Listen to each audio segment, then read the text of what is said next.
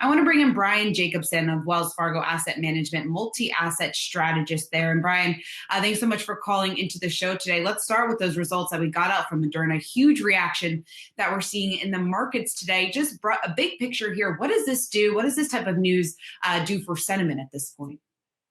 Yeah, thanks for having me. I think that it is really important for sentiment. So one of the things that a lot of economists have been struggling with is, is this kind of a field of dreams kind of moment for the economy, right? Where if you reopen the economy, will consumers actually reengage?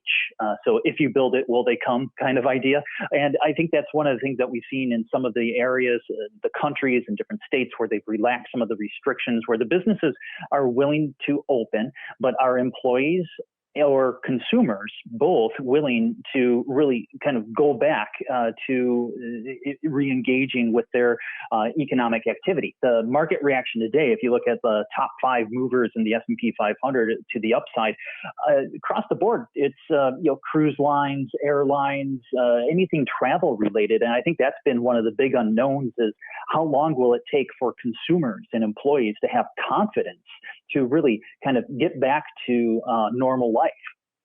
Well, yeah, Brian, going off of that, it's interesting.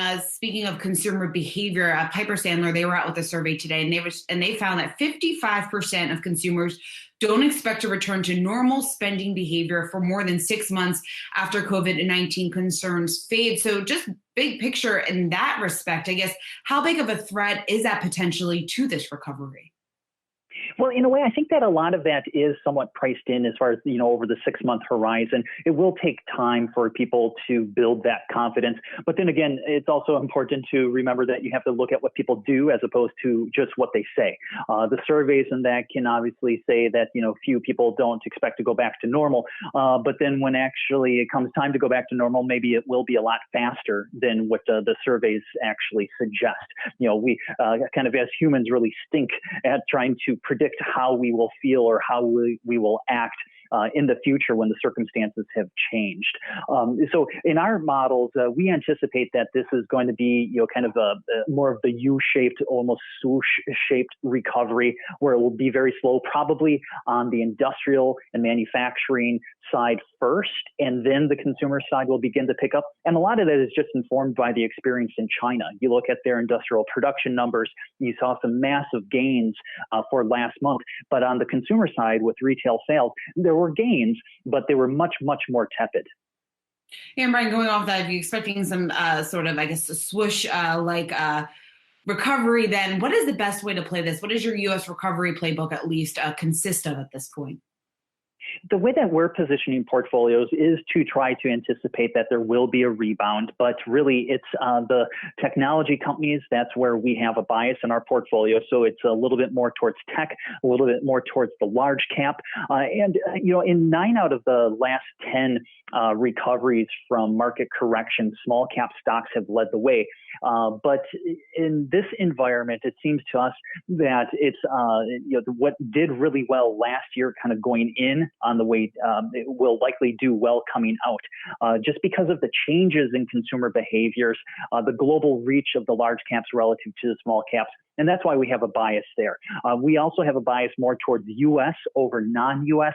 And a lot of that is just because we think that U.S. companies are a lot more adaptable than probably, say, their European or Japanese counterparts. So it's not necessarily a bet on U.S. growth being faster than overall global growth. It's just more about which companies are the most resilient and most adaptable. And that's where we're finding more of them, in the tech space and in the large cap U.S. space.